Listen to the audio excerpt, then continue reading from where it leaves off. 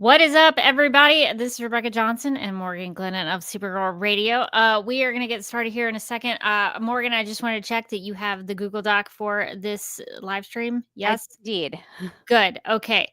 I have so many questions for you about this issue. So many questions. So many questions about Strikers Island and the prison system and what they allow.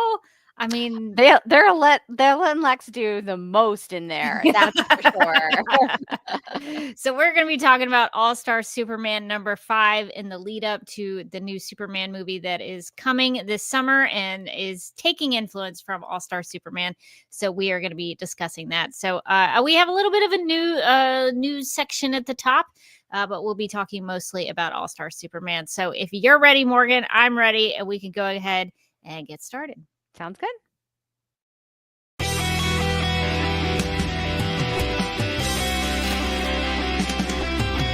McGurk! I love typing. Not mess with my Google Docs, Meeksy. Supergirl Radio is going live every night of the week. How do you like it? Is becoming a human burrito a plus or a minus? I don't know. It does seem snug. I mean, they say you are what you eat. Kira. I love that. So I do a podcast called Supergirl Radio, and one of our segments is Lena Luthor, Boardroom or Ballroom, because of her outfit. She looks like a boss in this coat.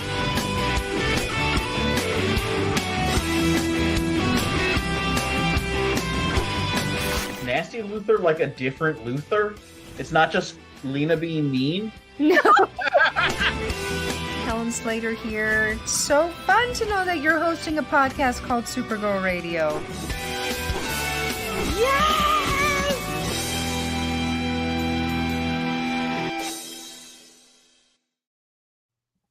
Welcome to Supergirl Radio, your source for all things related to the character of Kara Zor-El. My name is Rebecca Johnson. I'm Morgan Glennon.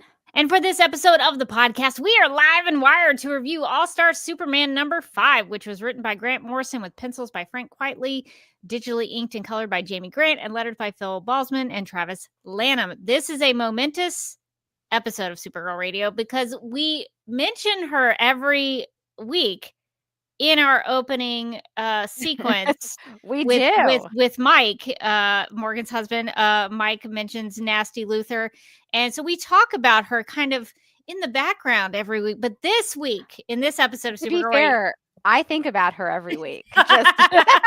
She's just always in the back of your mind. I wonder what's Nasty got going on. So we are finally gonna get to talk about. We should go back to the I think it's the 70s maybe, where Nasty Luthor is more prominent in the Supergirl stories. So we will hit those at some point. But for this episode in All-Star Superman number 5, we actually get some Nasty Luthor there at the end. Just a little bit of Nasty. Just a bit. It wasn't enough, in my opinion.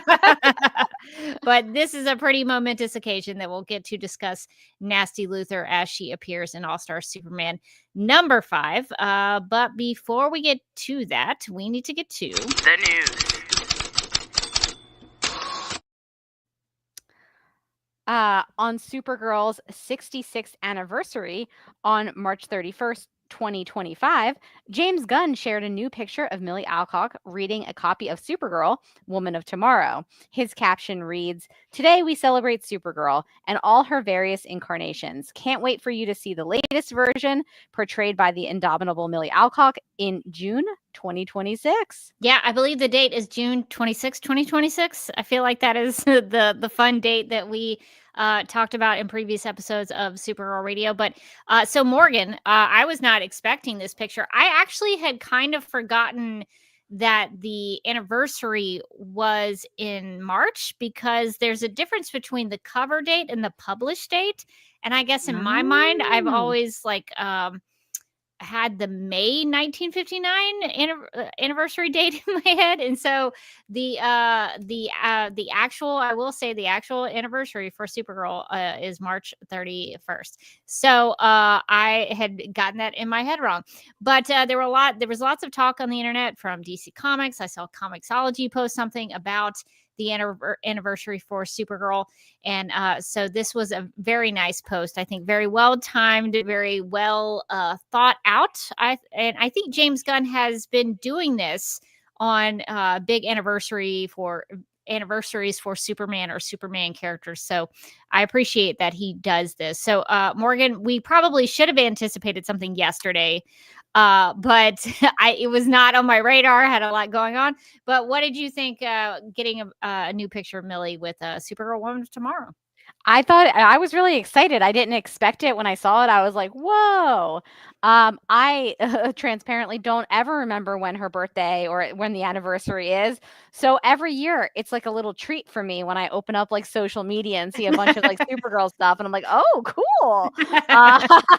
That's just because I have a bad memory. But I think she looks great in this shot. I love that she's reading the Supergirl Woman of Tomorrow book.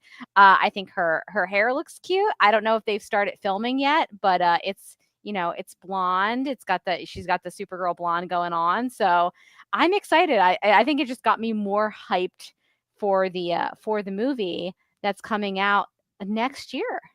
Yeah, it was nice to see them post something, and I like that she's reading the book. Obviously, the movie she is in is the adaptation, the live action adaptation of this book. So it was nice to see her with it in hand. I don't know about the hair. I know they've definitely been shooting. They've been shooting for probably since January, February, something like that. So they've been shooting for a little while now. So I don't know if this is her Supergirl hair, or if this is just her hair while she's in her trailer. I don't know if this is her trailer where she's hanging out.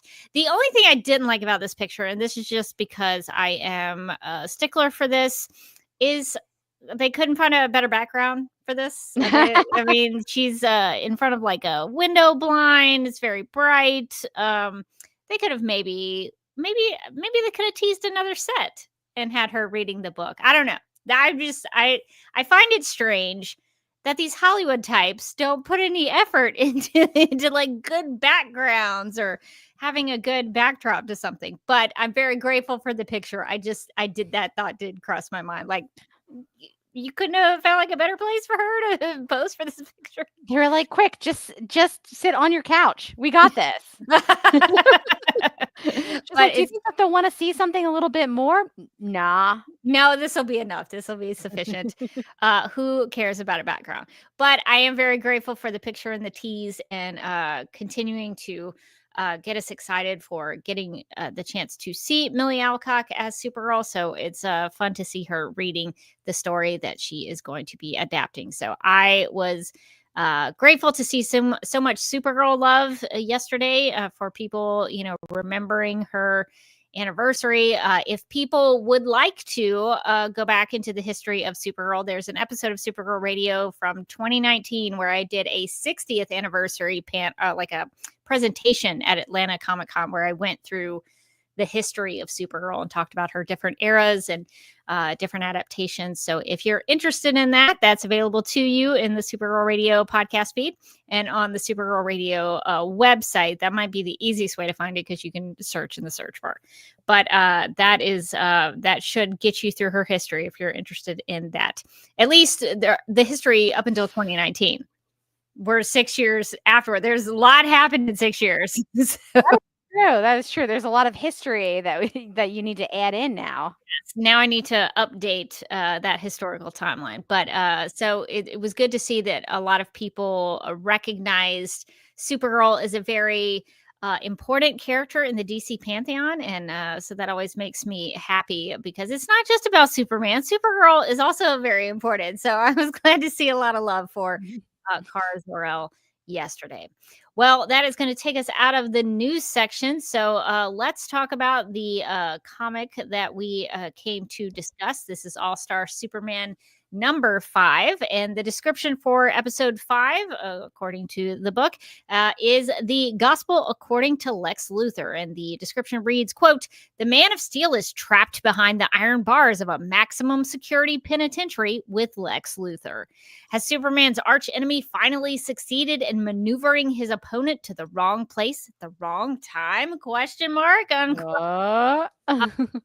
So this is a story where Clark Kent is going to do an interview with Lex Luthor. He's been guaranteed a sit-down interview for the Daily Planet to share Lex's side of his story. So, Morgan, what did you think about the time in Strikers, because I was very struck by the fact that Lex could just kind of do whatever he wanted to. I found myself having a lot of questions, if I'm honest, about this one. Just how does the justice system work here? Because he's in a maximum security prison on an island, so for the worst of the worst. But then when Clark goes into his cell, immediately he is welding something. Yes. He is creating a little robot that can read him the classics. It's called the Bibliobot. The Bibliobot Mark II. So yeah, the Bibliobot says it was the best of times, it was the worst of times. Reading A Tale of Two Cities, yes. And why is he allowed to have a torch? Why is he allowed to have a blowtorch? They wouldn't give him a blowtorch in prison. That seems dangerous. It seems really dangerous. He also throughout this issue seems to get away with whatever he wants. His cell appears to be, I don't know if this is a gym. There's just a treadmill in an empty room. Their conception of prison is a truly unique one that I've never experienced before in media. It almost seems like he has a multi-room prison cell, and this is he's just going into his exercise room where he can lift weights and run on a treadmill. It's oh, okay. Nobody else is in this room. No one else gets to use it. It's Lex. Not like the yard, you know what I mean?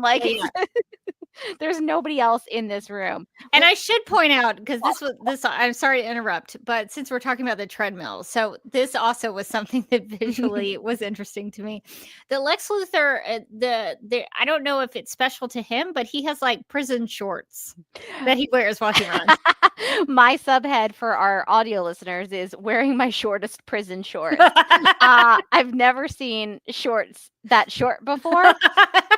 Rarely on a man, maybe not even on a woman. He's wearing the shortest little booty shorts to do his little workout, and he is sashaying. He's on he's picking up the thing. He's don't look at my shorts. It's so funny. I think I did a spit take in the first panel where you see the shorts, and I was there's just no way. But the great thing about it is that they're so committed that he wears these booty shorts the entire issue. For the rest of the issue. So Lex Luthor is sitting there going I am I'm the peak physical specimen. I'm the smartest man alive. And it's a pull-out shot of him wearing shorts that if your teenage daughter was walking out of the house with, you'd go, "Ooh, a little short." Yeah. A little short. You look somebody sent home from school for these shorts.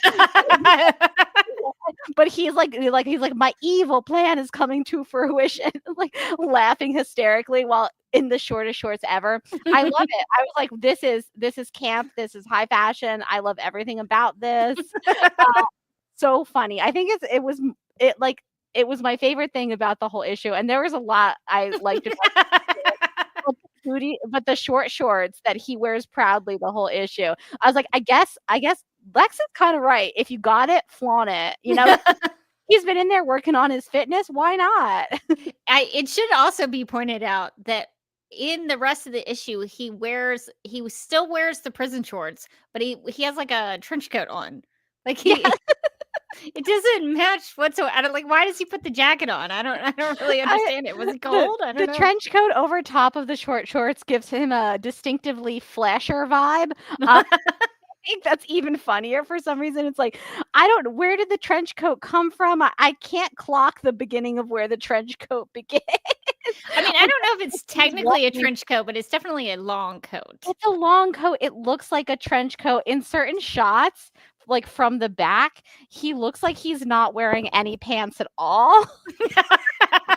Again, it's the flasher vibes are very strong for this trench coat. It looks like one of the guards gives him the trench coat as he's walking out of the gym, and what? Why? How? I have so many questions, and yet I'm okay with never knowing. Like, that's the thing. It's like, no, it makes perfect sense. He's got his post-workout trench coat that he pops on. And shorts that are only, as far as we can tell, just for him. Just for him. Nobody else in the prison has Nobody those else in the prison has earned booty shorts. That's just for him. Maybe it's because he has made the bibliobots and everybody is like enjoying the fine literature being screamed at them by a robot. And they were like, for your efforts, we're going to offer you something that nobody else has, which is the shortest shorts possible. Lex was like, I have been working on my hammies, you know, I've been working out those glutes. Got to show the world. Yeah, so it does seem like Lex has special privileges. I don't know if the treadmill room is his own room, but it did seem like he had his own spaces. It did seem like he has those, like nobody else is in the workout room, which is what was killing me. I was like, usually in like prison media, you see they're like working out at the yard and they're all together. There's a gym, but like everybody's at the gym because it's such a waste of resources if you think about it. They have to have a couple of guards just follow Lex around to all of his like various shenanigans. Like I don't think that they have enough guards to have like a one-on-one guard to prisoner ratio. Although maybe Stryker does. I also thought for me this issue was especially amazing because it just reminded me of like what watching Smallville was like back in the early 2000s. Where like they'd be having a conversation and then all of a sudden Lex would be like, feel my bicep. And you're like, what's happening here? Is Lex hitting on Clark? Like, what's happening?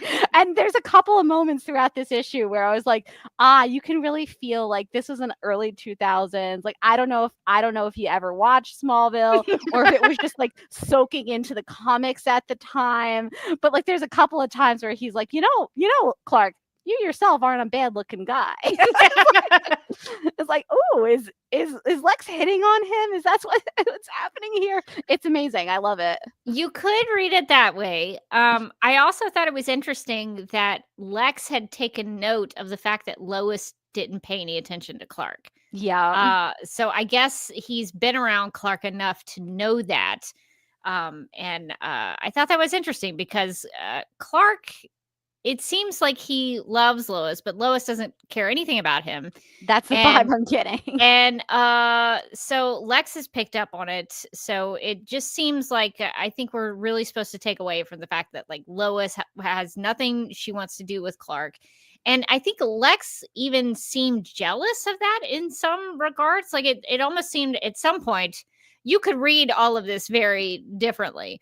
But the way I was sort of reading it was that he also, and I just realized one of my lights is not on. I may have to fix that. But it looks like I'm lit okay. Yeah. But the fact that you can sort of read it different ways is really interesting because it almost seemed like Lex was kind of not jealous of Clark because he had nothing to be jealous of Clark about because Lois obviously didn't care anything about him.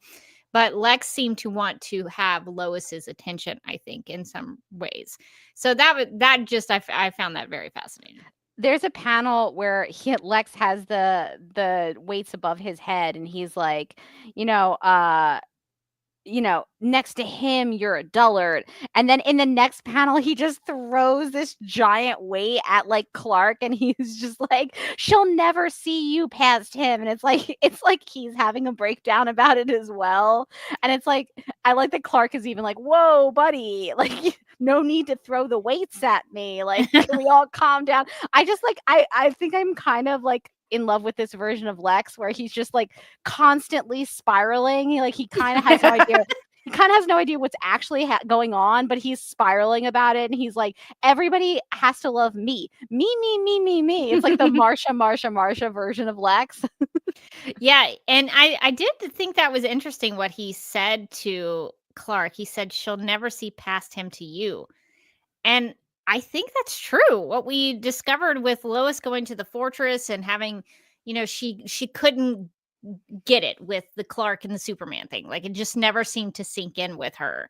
So I think Lex is pretty perceptive in that. I think he realizes that the Superman of it all is hard for people to get past. He even talks about how, Superman is such a prevalent character in their society that like there's a huge percentage of men who are doing their eyebrows like Superman because they want to be like Superman. And so I think Lex is very hyper aware of the Superman of it all. And so I thought that was interesting that um, Lex is so attuned to like what's happening with Clark and Lois and what's happening in the society with Superman. And, obviously he has especially this version of Lex Luthor, he seems to very much have an obsession with Superman to the point where he orchestrated this whole sun thing in the first issue which now is causing Superman to be on the decline, that he is dying. So Lex's obsession with Superman is really taken to the next level here in this issue. Yeah, I love how obsessed he is with Superman, and we see often versions of Lex that where he's obsessed with Superman because he's like, no one should have that much power, or it would be dangerous if he turned against us, or things like that, where there's like a reason that you can kind of see, even though obviously it's taken to extremes. Like you're like, okay, I guess I kind of get what his beef is. This version of Lex is petty, and I love him because he's just like, I hate Superman because he is taking up all the oxygen in the room. It doesn't matter. Doesn't matter how short my shorts are, Clark. They're never gonna look away from Superman over to me. How am I supposed to compete with an actual alien who is very dreamy, by the way, much like yourself, Clark? Just saying. Anyway, like I just like how like petty he is. It has nothing to do with like protecting the world from Superman or any of the other things that sometimes you see Lex thinking about, and it has everything to do with being like, I would have been the prettiest girl at the ball if not for Superman. Like I would have owned this whole planet, and then everybody would have been shaving their heads getting the Lex. But no, everybody's doing eyebrow stuff. I don't care. I don't like it. And then he like draws on his own eyebrow back on. He did have to touch up his eyebrow in this issue. Yeah, he did. Mind the gap. Go ahead. Oh, sorry. I wanted to pull up. Mind the Gap said, I like the eyebrow gag. It took me so long to figure out what was going on with his eyebrows throughout this issue, because like at some point you just realize he's like missing one of them. Yeah, I mean, I saw it at the end when he like reapplied it, but he does look like for most, well, there is one of them that's missing, especially there. It's really noticeable in the panel where he's basically beating Parasite, and he says nobody gets in Luthor's way, and you can really see it there. So yeah, he's maybe he made note of the Superman eyebrow thing because he has also struggled with his eyebrow situation. Or is it supposed to be that like this version of Lex Luthor doesn't have any hair anywhere, and so therefore he doesn't have eyebrows either, and like just one of them, so he like draws them on all the time, and then like one of them got wiped off in like the heat of the battle or something? It could potentially be that could be an interesting take on Lex Luthor, that he has like absolutely no hair. That would be very interesting. I do think it's I thought the what he says towards the end sort of relates back to how we were talking about how this version of Lex Luthor just hates Superman. And he says there's no deep psychology behind the struggle between Superman and me. It's all very simple. How would you feel if someone deliberately stood in your way over and over again? So basically, Superman is just causing him a lot of problems, and he doesn't like him because he stops him from doing all the things that he wants to do. He says, if it wasn't for Superman, I'd be in charge of this planet. Which I mean, we see how he's rocking those tiny shorts. I think he's probably right. He might be right, especially so. I think this also kind of goes back to the beginning of the issue, is that Lex is found guilty of crimes against humanity, which I don't know if that's a real thing that they can not like a convict him on. Not like a U.S. court system, I don't think, but Sure, let's go with it. That would be But- like, I feel like that'd be like a more of like an international court. like The Hague or something. But yeah. because I think we talked about that a little bit during the Supergirl TV series, that there was crimes against humanity, and I don't know if that was a real thing. But he gets convicted of crimes against humanity, and he gets sentenced to the chair. Like he's going to be put to death. He's on death.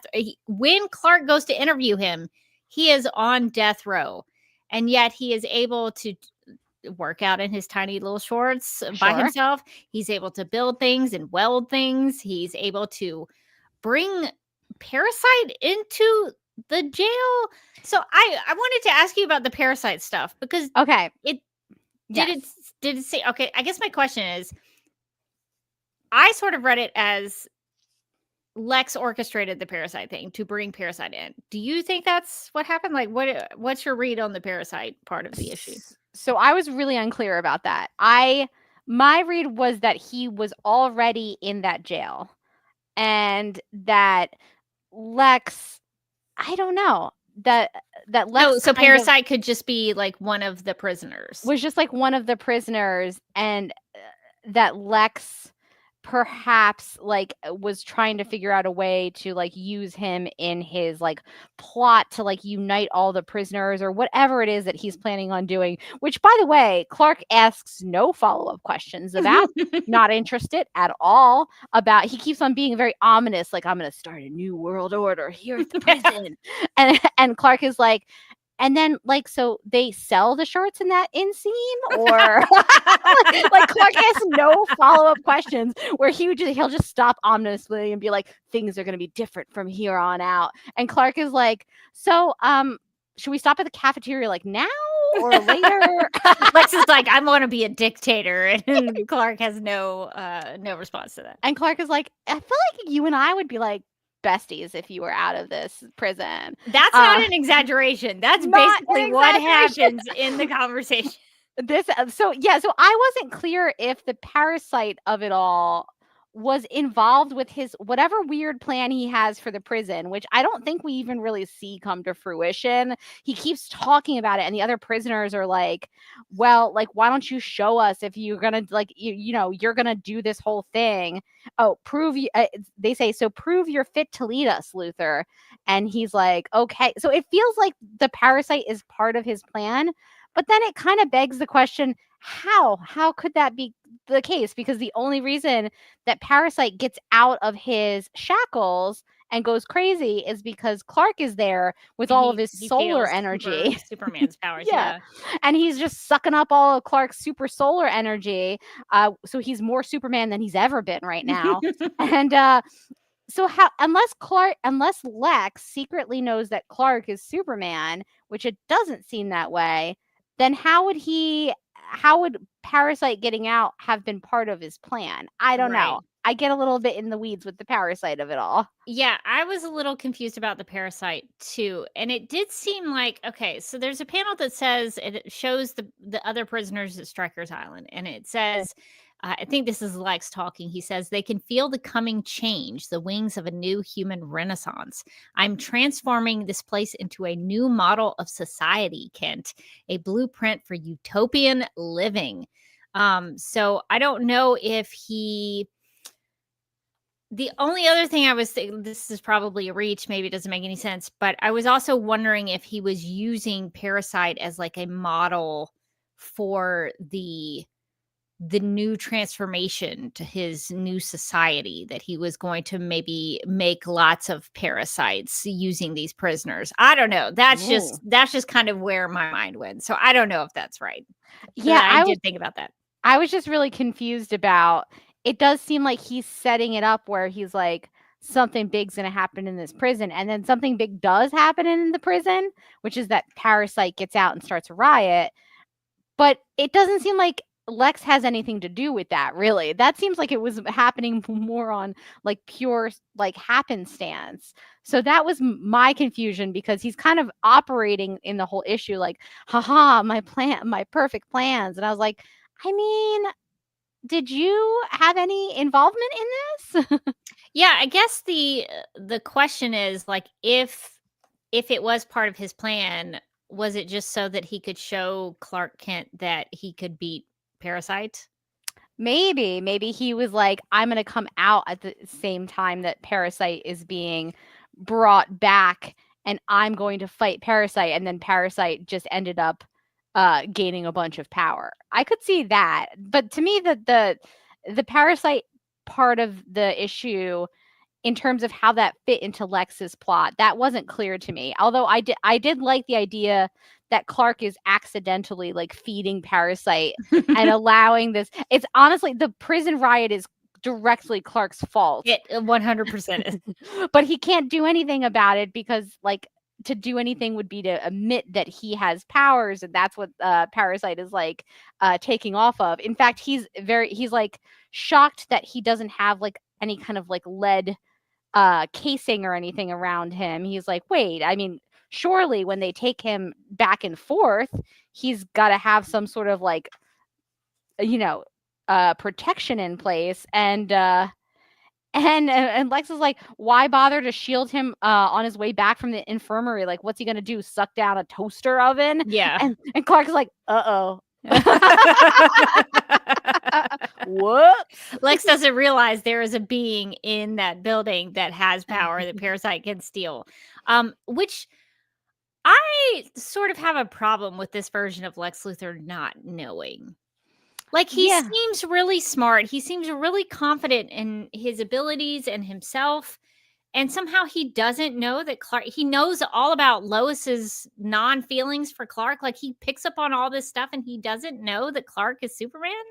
I find that hard to believe. Maybe he's just so charmed by Clark, who he thinks is just like the ultimate bro, like the ultimate dude. He's just like, look at you, Kent. You can barely even walk. You're a farm boy. Like, he basically like goes through like why Lois would be a crazy person to like turn down Clark. And she's like, he's like, basically like the only reason that you're like losing out on Lois is because of Superman. Doesn't that infuriate you? He's like, because otherwise, I gotta tell you, Clark, you're the perfect 10. So maybe he's just so blinded by how great he thinks Clark is that he's like, Clark's like a bro like me. Like, we're bros, like us too. He's obviously not as smart or as talented, but he's so tall that maybe he hasn't put it together. But I agree with you. I think that the issue would actually make a lot more sense if we find out later in the run that Lex actually knows that Clark is Superman, because then having Clark come down at the same time as Parasite would have been part of a plan to like create chaos. But the fact, based on just this issue, I can't say that it seems like Lex knows, because it doesn't. Yeah, I don't think he does. He even remarks, you're talking about Clark's physicality. Lex says something about, you're kind of flabby, Kent, but if you worked out, you could gain some muscle and you'd be fine. Lex is basically like, do you even lift, bro? you could if you did lift, you could look like Superman. If you did though, then 11 out of 10. I'm telling you. Yeah, so I think it is strange that that this version of Lex Luthor doesn't know or suspect anything about Clark. And Mind the Gap in the chat says, considering how often Clark saves Lex in this issue, I take it as he's not fully aware how often things aren't going his way.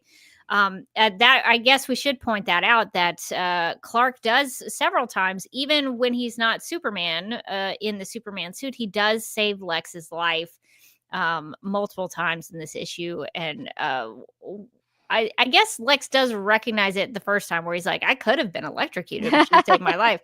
But I think a little bit in the issue, Clark is doing it sort of without Lex fully realizing that Clark has saved his life. So that was good for Clark. Lex fully admits that he orchestrated everything to kill Superman, and talks about how much he saves Superman, or how much he hates Superman, and how much he wants to kind of take over the world. And Clark still saves his life regardless. So I give it up to this version of Clark for that. Yeah, I liked seeing Clark like surreptitiously using his powers. I always think it's really fun when they show that in like Superman or Supergirl stories. We saw it on Supergirl, the TV show, that she would do that occasionally, where she'd like use her heat vision really quick before anybody notices. But like, yeah, he pretends to trip and knock somebody out to save Lex from getting shot in the back of the head. He uses his heat vision to put the sprinklers on at one point. He also uses his freeze breath to like freeze all the rioters behind him, which Lex is so self-involved he doesn't even notice that they're all frozen. like Clark tries to put a lampshade over that by being like, wow, that's some security system. He doesn't even have to do that. Lex is not interested. Lex is not paying attention. Not paying any attention at all. Yeah, I thought it was real. I thought the ways that he would like save him was really funny, especially because he like talks about like losing his glasses and he can't see anything without his glasses, and then he uses that opportunity to like use the heat vision to turn on the sprinklers. And Lex actually thinks like, Clark is in my world now. You're in my bottle city. This is my territory. I will protect you here. I will save you, Kent. You can't operate in my area. But obviously Clark can save himself and Lex in this kind of chaotic, to your point, prison riot that has been caused at Strikers. So I think it's remarkable that Clark was able to still want to save his life. And even, I think we sort of briefly mentioned it earlier, but even wanting to be friends, he says that Superman and Lex could have been friends. And so I wonder if deep down, like, Clark does feel like that, like, hey, Lex, why do you hate me so much? We could have been friends. I thought that was, in the midst of all that kind of chaos, I thought that seemed like that came from a real place for him. Yeah, I really liked that. I really liked that line because, again, my one of my big touch points with the Superman story is Smallville, where they were friends, and the whole story is basically like, oh my God, they're best friends now, but like, what turns them against each other? So I do love that, like, that particular Lex and Clark dynamic that you sometimes get. I will say, I think based on the Lex Luthor we've seen in this issue, it's insane that Clark is like, I think that we would have been best friends. It's like, what about this guy seems like friendship material to you? But Clark is like equally as charmed as like Lex is with him. Clark is like, wow, you can lift so much. Yeah, it doesn't seem like they would be friends based off of their interactions in this issue. And it's just very funny because Lex spends the entire issue just being like the most self-centered, egotistical lunatic you can possibly imagine.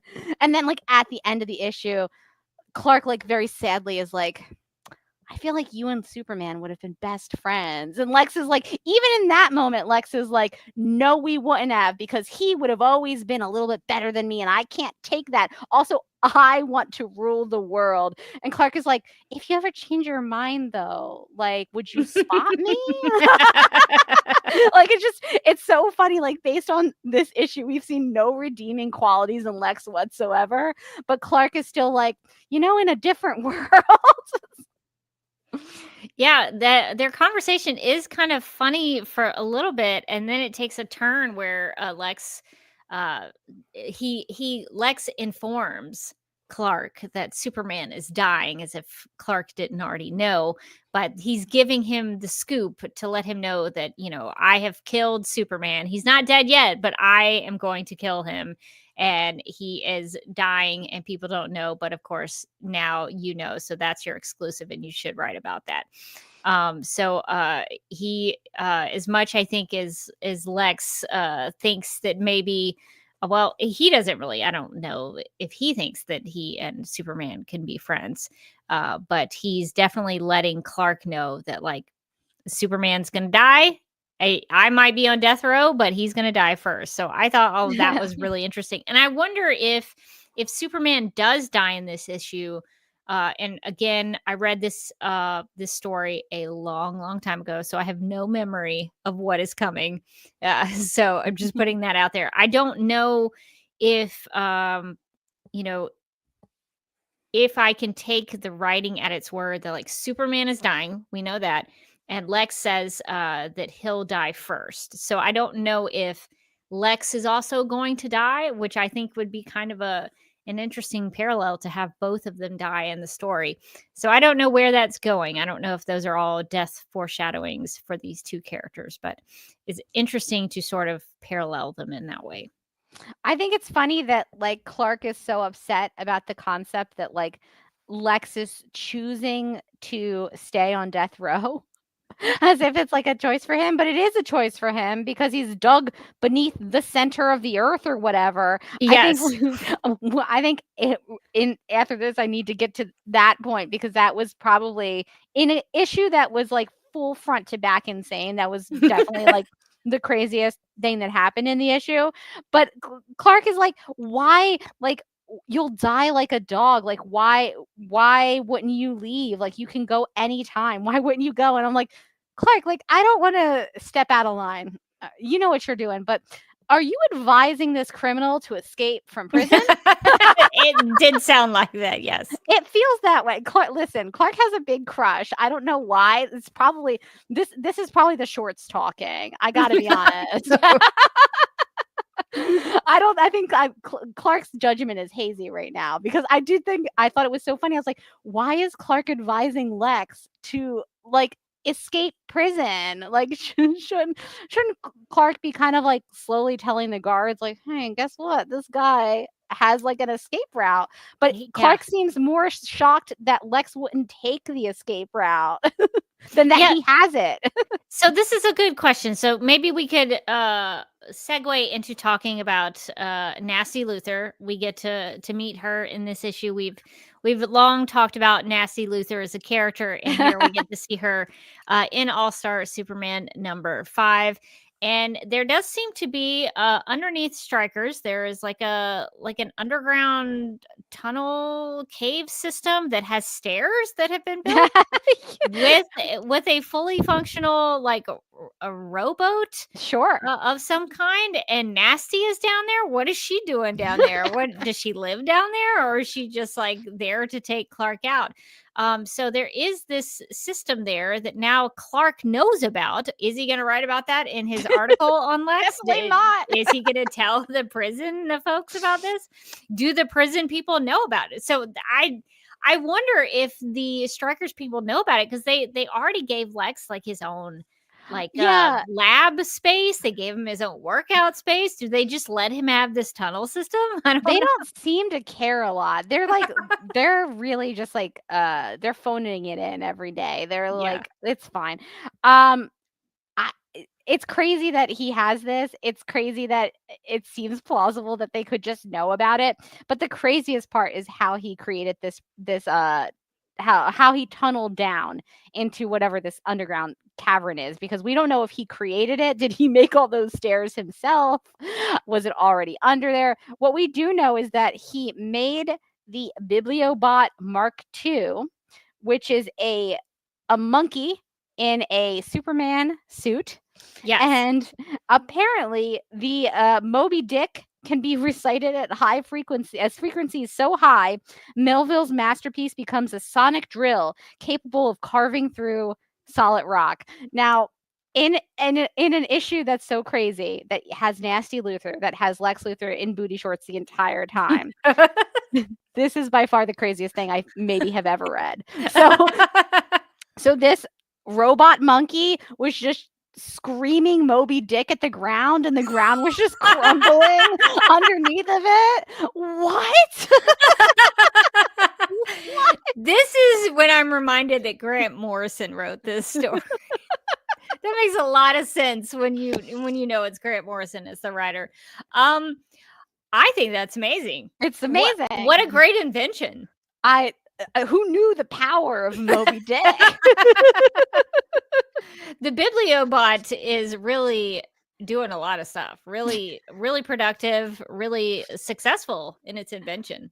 It's especially funny because the first Bibliobot looks like a robot. He's just like a small, like green floating robot. The second Bibliobot is a what looks like a photorealistic monkey, A baboon. a baboon in a Superman costume called Leopold.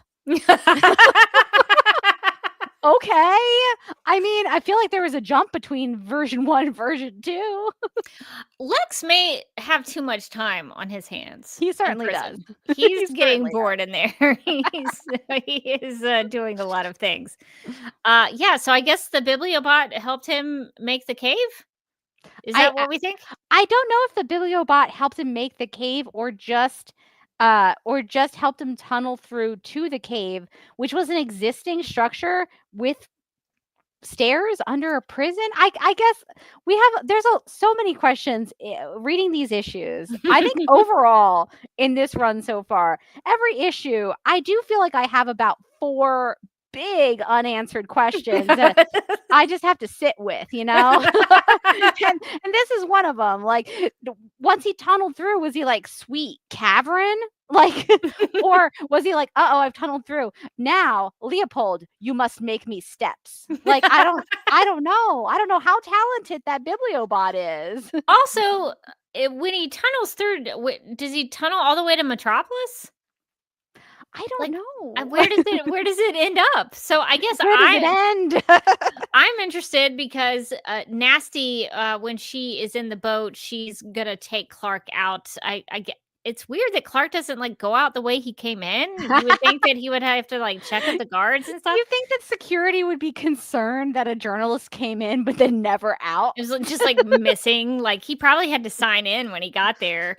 They're like, well, good news, boys, the riot's over. Bad news, that Daily Planet journalist, definitely dead. We lost that Clark Kent guy. We don't know where he is. He's gone. But Nasty does ask him, like, where to, Mr. Kent? So I guess she's able to take him out so that he can go back to Metropolis. So, yeah, that is pretty wild that that Nasty is there, that they have this whole system where they can leave. So I guess that does then lead me to the question, and I think this is what Clark was asking, like, why would he stay? If he has this ability to get out, why wouldn't he leave? So that is interesting for this Lex Luthor, that he's willing to stay on death row. It's really interesting, and I think, jokes aside about Clark's crush on Lex, I do think it's a good question, which is like, why are you still here? If you could leave, why are you still here? And in fact, early in the issue, when he is given the verdict to go to Stryker's Island, he smiles. So it does feel like Lex has some sort of plan bubbling below the surface, that he is planning to do something specific at Stryker's Island, which is why he's staying. And that makes me interested for the rest of the run. Like, what is Lex planning here in this prison? Because I think it's probably more than just hanging out and getting really, really swole. But honestly, the way that these comics have been going, it could just be that. Like, that's kind of the beauty of this run so far, is it could matter a lot or it could matter not at all. I don't know. Rachel in the chat says, love Nasty's goth vibe. So Morgan, should we do a little Boardroom or Ballroom? This is not Lena Luthor Boardroom or Ballroom, but we could do Nasty Luthor Boardroom or Ballroom. So do you want to talk about so we'll introduce Boardroom or Ballroom, and we'll talk about what Nasty's wearing in this issue. And now, Lena Luthor, Boardroom or Ballroom.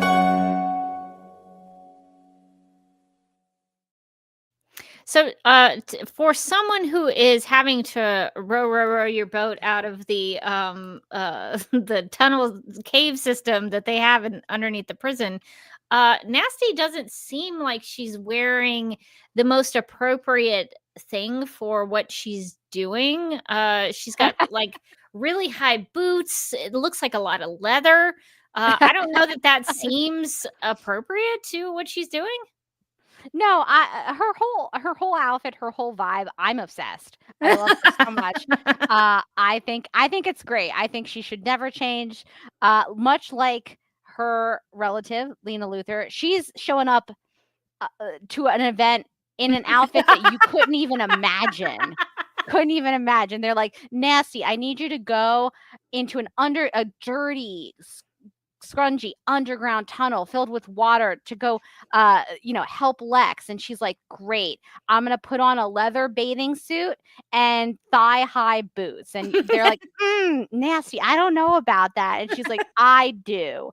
And you know what, sure. I also like that she has like long, what look like leather gloves that go like all the way up to almost her shoulder. But her shoulders are bare. There's nothing on her. Her shoulders are out. That's how you know she's coming into her power already. She's only 18, but she knows 30 languages, which is very impressive. So yeah, her shoulders are out. She's very powerful, and she has a lot of purple, which is very Luthorian. So while I do not think this matches the job that she is tasked to undertake, and maybe it would be uncomfortable, and maybe it would be hot down there. I feel like that would also be hot and smelly down there, but you know what, that's what she chose to wear. All right, I'm flipping on to a different side, because like, what if it's not actually leather and it is a bathing suit, and she's like, the last couple of times I've come here to help Lex, I have fallen into this water. I'm very bad at balancing on this boat. It's probably because I keep on like having the one leg up dramatically because it looks hot, to be honest, but it is not good for balance. And I keep falling in. So this time I'm just wearing a one piece. I'm just going into a one piece there. The gloves are weird. I'll admit, I'll give you the gloves are weird, but the one piece is functional. What if it's like a Luthorian wetsuit? Yeah. Maybe it's like a wetsuit, but like she doesn't have it all the way up the arms. It's just like partially a wetsuit. She's like, what I'm gonna keep dry and warm, the middle of my body. Arms, legs, they're gonna be okay. Shoulders, no saving them. But the middle here, this midsection, snug as a bug. So then, is it a wetsuit with thigh-high boots? That's a real choice. What if the thigh-high boots and the gloves are also made of the wetsuit material? That's what I'm saying. Yeah, the whole thing is a wetsuit. I like this idea. I think it's functional. I think it's fashionable. I think, yeah, probably you'd also want to protect your shoulders and your upper thighs. Mm-hmm. But I'm not her. I don't know. I haven't walked a mile in her wetsuit boots. Who am I to judge? So that is Nasty Luthor's look for this issue in All-Star Superman #5. And this has been Lena Luthor, Boardroom or Ballroom. It seems like the Luthor ladies have some through lines between their clothing tastes. You're going to invite her to like a child's birthday party, and she is going to come in like full scale couture, like she's walking the Paris runways. Like you're going to be like, whoa, she's going in that outfit to the grocery store to buy some eggs. Like that's sort of an everyday, I think, Nasty outfit. I noticed in the chat, Mind the Gap said, Grant Morrison wrote a counterculture comic in the 90s called The Invisibles, and Nasty looks like the women in that comic. That seems right. That would line up. She's a little punk rock. She's a little rock and roll. She's a little goth. Yeah. The thing that I was most surprised about with Nasty was not her awesome outfit or how impractical it was. It was that her name is Nastalia. Yes. So that's her full name. Nasty is kind of the shortened version of it. I sometimes in my head I will say nostalgia, but that seems more right, honestly. But I guess you could pronounce it different ways. Nostalgia. You could also say it like nostalgia, where you kind of let it run together. Yeah, there's a lot of letters in this name, just so many it goes for like the entire speech bubble. And I was trying to read it in my head and I was like, I don't know. But what did you say? Nostalgia? Now that I think about it, it's probably when I read it in my head, I think nostalgia, but I think it's probably supposed to be like nostalgia. Oh, like when you sort of read it, the THIA is probably more like a sh. sound. I don't know. I've never heard someone say it, so I don't know. I don't know. We can't turn to the Nasty Luther podcast to find the correct pronunciation. That's why we need a live action version of Nasty Luther. So someone will have to be forced to say it. Listen, I think that we can get Nasty Luther in all different super properties. Maybe she can reoccur in every different movie in the new DC universe. She's never really a big part. She's always in this outfit wherever she is. But they have to at least say her full name once. I think this is like a Ra's al Ghul, Ra's al Ghul situation where it depends on who's pronouncing it. Is that how it goes?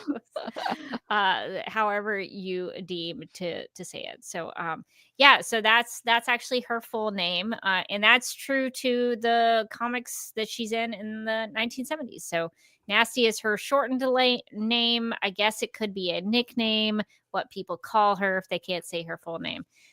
So good looks at Nasty Luther here in this issue.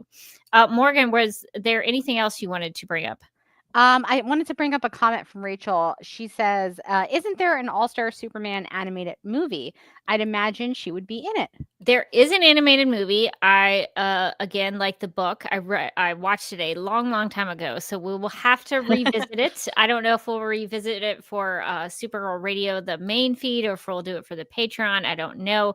But maybe we should, once we're finished with All-Star Superman, reading through it, we'll take a look at the animated movie and see how they did it. See if they did it made any better choices. Does Lex have the short prison shorts in that one? God, I hope so. I feel like they're now iconic. They're burned into my memory. You'll never be able to unsee them. Not ever will I forget them. So we'll have to check that out. Is there anything else you wanted to mention about this issue? No, I just think that this one was actually a lot of fun. Like, I didn't necessarily 100% follow the Parasite part of it that we talked about, but besides that, I think that's my only critique. I love this version of Lex. He's so crazy. He's so sort of a big personality. He's so petty. He's just mad at Superman because Superman is taking attention away from him. I love that for him. And I think that, honestly, it tied in back to sort of the central theme as I'm understanding it so far of the All-Star Superman, which is about this idea of like Superman's mortality. So we get, Lex saying like, I know Superman is dying. Like, that's the big secret that I have to reveal. And it's like it was my whole plan to kill him in the first place. And we know that Superman has been struggling with this idea of that he's dying. So I think that like as a individual issue, it works really well, and then also it works into the theme of the series. So I really like this one. I thought it was a lot of fun, and I do like the idea that in each issue we're getting to spend some time with another member of the Superman family. Maybe Lex, you could argue, is not maybe the Superman family, but I mean, Clark he is. Yeah. but he's part of that Superman cast of characters who's really important to the character of Superman. So we spent some time with Lois for I guess 2 issues. Lois got 2 issues. And then we had Jimmy Olsen Doomsday last time.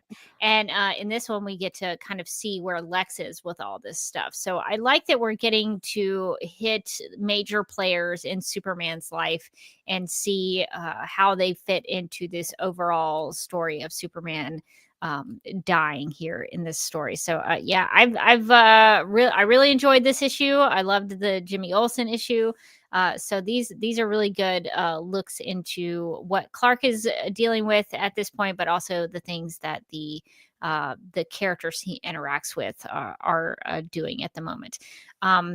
And before we wrap up our discussion, I did see Mind the Gap in the chat. Says Linda Cardinelli voiced Nasty in the animated version of All-Star Superman. I kind of think the movie didn't understand the comic, but Grant Morrison apparently liked it. So that is a tease, I guess, for the All-Star Superman animated movie that I have not watched in a long time and have totally forgotten about. So I guess Nasty is in the So movie. we got Nasty. I mean, now I feel like we have to get to it in some fashion. Now we have to watch it. Are girls in there? If she had not been in there, I'd be like, well, I feel like we read the story. But now we have to watch it, obviously. So that is good to know. Well, I think that's going to do it for this episode of Supergirl Radio. If you'd like to contact us, you can post a comment on our website at supergirlradio.com. You can email us at supergirlradio@gmail.com. You can like us on Facebook and follow us on X and Instagram, all at Supergirl Radio. And if you like what we do, we encourage you to give us a rating and write us a review on Apple Podcasts or anywhere that you listen to podcasts. Supergirl Radio is part of the DCTV Podcast and Multiverse of Color Network. So if you want to see more of the things that we are a part of, please go check those out. And you can hang out with us as we go live and wired on Tuesday nights at 9 p.m. Eastern on the DCTV Podcast YouTube channel. We have been streaming to Facebook as well, but Facebook is going to delete that stream in a month. So it's best to subscribe to the DCTV Podcast YouTube channel where you can see it forever and ever until the channel, until YouTube is no longer, I guess it will stay up. So definitely subscribe to the YouTube channel so that you can see the streams. Also, DCTV Podcast has a TeePublic store. So if you're in need of new DC or DC TV or DC Comics related t-shirts, tank tops, sweatshirts, magnets, tote bags, pens, phone cases, pillows, or stickers, go to supergirlradio.com and click on the TeePublic store link at the top of the page. And since All-Star Superman number 5 featured Lex Luthor and our girl Nasty Luthor, we have some Luthor designs in the DC TV Podcast TeePublic store that we'd love to suggest. I think we should create a Nasty Luthor t-shirt. I don't know what that looks like. I don't know what that says. That's a good question. But should it just be nostalgia? Or just the name? Just the name on it? Or I don't know what it should say, but I feel like we need to add to our merchandise because we've got Lena merch. We do have Lex merch. We don't have Nasty merch. And you know what? The fan base of Nasty Luthor fans are never really being provided with the merch that they crave, that they want. I know, as a Nasty Luthor diehard, that I'm never finding anything good for Nasty. We need to noodle on this and make a good shirt. Yeah, we need to figure out if anyone has any suggestions, let us know and we'll try to implement it, make it happen. But I definitely think we need some, because I think there is demand for a Nasty Luthor t-shirt. The people cry out for a Nasty Luthor shirt. So we will have to think about that as we go forward. Well, we would also like to thank our legion of super sponsors for supporting the Supergirl Radio Patreon. These people are Michael, Anne Marie, Yvonne, Nicola, Abby, Miriam, Nicole, Brian, Ethan, Majuba, Annie, Rachel, and Kit. So if you'd like to become a legion of super sponsor, you can also do that by going to patreon.com/Supergirl Radio. Well, if you would like to follow me on the interwebs, you can do that in a couple of places. I'm on Instagram at the Derby Kid. I'm also on the social media platform Vero. I'm over there at Derby Kid, where I share the things I'm reading, listening to, movies I've watched. You can find all that over there. I also have a YouTube channel that you can find at youtube.com/duckmilkprod. And you can find me on Twitter and Instagram at Mojotastic. You can also find me as a co-host on the Legendary Ladies podcast, where recently we've talked about the new season of Top Chef and the new Lady Gaga album, Mayhem. We did our top 5 songs from that album. I think our next one up that we've been talking about is the Robert Pattinson movie, Mickey 17. So that should be coming up. So the best way to find out what we're talking about is to subscribe to the podcast. And you can also find us at The Legendary Ladies on YouTube and Instagram. That is interesting. I've heard a lot about that, but I have not watched it myself. So I will have to check Same. it out. I have yet to watch it, but I have heard it is wild. Cool. Well, also, I think it should be maybe on the Legendary Ladies to-do list to review the season 1 of The Secret Lives of Mormon Wives. I mean, Yeah, can Mom Talk even survive this? I suggested that to Morgan. I was like, here's a show I think that you would really enjoy, because I watched all of season 1, and it was almost like Love is Blind, where like I knew I shouldn't be watching it. I knew it was probably like something that was just sucking life, like hours of my life away. But I kept watching it, and I actually enjoyed it so much. And so I think I got Morgan hooked on it. I feel like I have to thank you, because I was honestly having kind of a rough week last week. I was like, just kind of like, and then I was like, you know what? I need something to watch that Mike won't want to watch with me, because I had some solo time. So I was like, what do I put on? I was like, oh, I know Rebecca was saying the Secret Lives of Mormon Wives was good. Let me put on one of those. Like, how good can it be? And then like hours later, Mike came out, and I turned to him dramatically and I said, can Mom Talk even survive this? Every time he would come back in the room, he would say, how are the moms doing? And I would give him an update on who was mad at who. So it was great. I think the legendary ladies should discuss Mom Talk. Pilot pod. Yeah, pilot pod for Lives. sure. Yes, you should do a pilot pod. Amazing. That's what I would want from for the legendary ladies. The people have requested. Please report back and let me know what they say. So that's a good recommendation if anybody wants to watch it. It's actually a well-made TV show. Yes. I was my review of it is that the visuals, I think I sent this to you a while back, but I don't know if you had thought about it, but it almost looked like an Instagram feed. The way it was colored, like the whites were really white. Like, it just looked like someone had slapped like a Lightroom preset on it, and it was like this beautiful like a beautiful like a beautifully curated Instagram post is what it looks like to me. And I just was like, that's what color in this is really good. Whoever shot this is really good. I was impressed with the editing. Like every now and then I'll watch like a Real Housewives or something like that. Honestly, they never really suck me in that much. Like, I'll watch it if it's on, but like I'm not gonna like binge a whole season.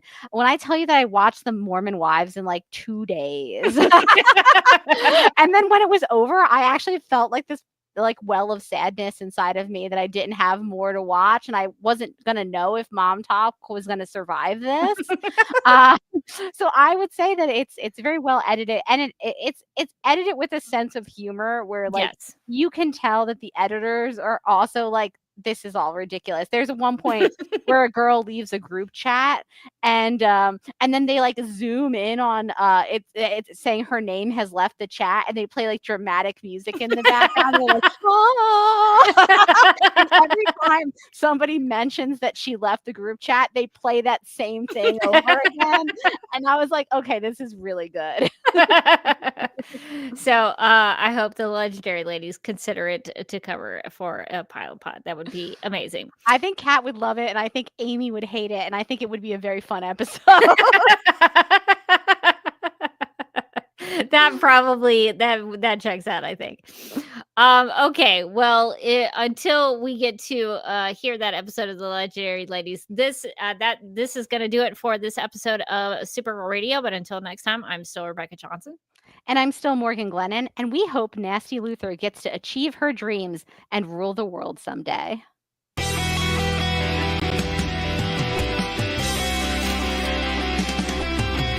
McGurk! I love typing. Not mess with my Google Docs, Meeksy. Supergirl Radio is going live every night of the week. How do you like it? Is becoming a human burrito a plus or a minus? I don't know. It does seem snug. I mean, they say you are what you eat. Kira. I love that. So I do a podcast called Supergirl Radio, and one of our segments is Lena Luther, Boardroom or Ballroom, because she looks like a boss in this coat.